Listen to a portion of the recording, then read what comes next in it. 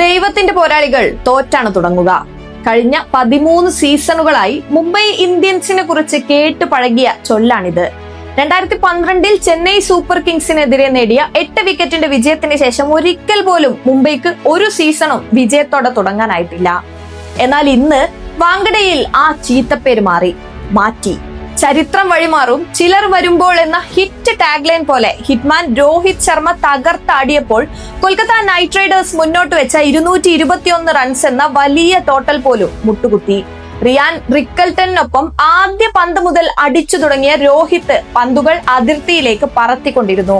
Classic ഷോട്ടുകളും അൺക്ലാസിക് ഷോട്ടുകളും മാറി എത്തിയ innings 12ാം ഓവറിന്റെ അവസാന പന്തിലാണ് അവസാനിച്ചത്.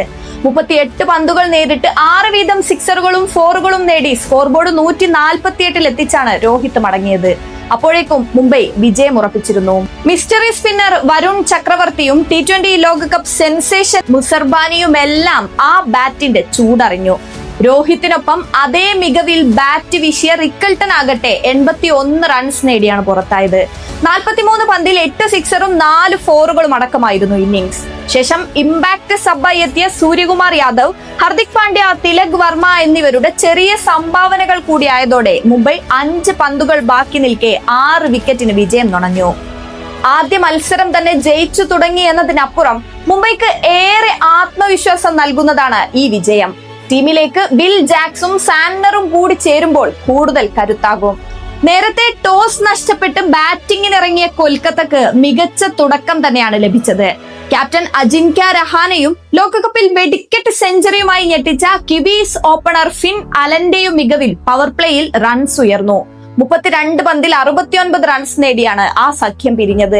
17 പന്തിൽ 2 സിക്സറും 6 ഫോറുകളും അടക്കം 37 റൺസുമായി അലൻ മടങ്ങിയപ്പോഴും രഹാനെ ഉറച്ചു നിന്നു. 40 പന്തിൽ 5 സിക്സറും 3 ഫോറുകളും അടക്കം 67 റൺസാണ് രഹാനെ നേടിയത്. 37 വയസ്സായിട്ടും തന്റെ ബാറ്റിന്റെ പ്രഹരശേഷി ഒട്ടും കുറഞ്ഞില്ലെന്ന് ആദ്യ മത്സരത്തിൽ തന്നെ വെറ്ററൻ തെളിയിച്ചു. 21-കാരൻ അൻഗ്രിഷ് രഘുവൻഷി 29 പന്തിൽ 2 സിക്സറും 6 ഫോറുകളും അടക്കം 51 റൺസ് നേടി. ഫിനിഷർ റോളിൽ 21 പന്തിൽ 4 ഫോറുകൾ അടക്കം 33 റൺസുമായി റിങ്കു സിംഗും തിളങ്ങി. വൻ കോടികൾ കൊടുത്തു വാങ്ങിയ കാമറൂൺ ഗ്രീൻ 18-ന് പുറത്തായി. ഓപ്പണിംഗിൽ വെടിക്കെട്ട് തുടക്കം നൽകാറുള്ള സുനിൽ നരേൻ ബാറ്റ് ചെയ്യാൻ ഫിറ്റ് അല്ലാത്തത് കാരണം ഇറങ്ങിയില്ലായിരുന്നു. 4 ഓവറിൽ 39 റൺസ് വിട്ടുകൊടുത്തെങ്കിലും നിർണായകമായ 3 വിക്കറ്റുകൾ നേടി ഷർദുൽ താക്കൂർ മുംബൈക്ക് വേണ്ടി കരുത്തുകാട്ടി.